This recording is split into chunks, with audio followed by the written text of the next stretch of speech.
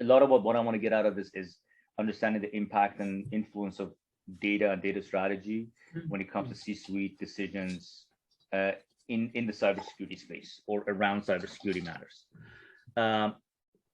One of the things that is important is getting the right data and interpreting correctly when it comes to cybersecurity. And specifically what I'm talking about, or one of the specifics is a lot of data is being collected by the SIM solutions, by SOAR, et cetera, within any organization of certain size.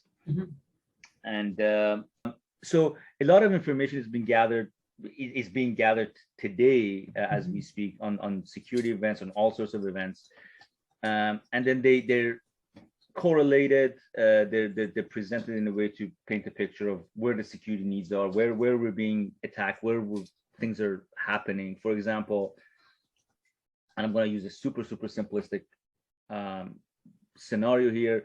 Data is being gathered. We understand that out of a network perimeter, and out of 13 different segments that we have inside a network, we're being attacked from a certain side, through its particular application, coming through the DMZ, et cetera. I'm not going to bore you with the technical detail. Essentially, think of a castle, and we're thinking, we're detecting somebody chipping at a portion of the wall, and we're just going to direct our attention to that and beef up security in that sector.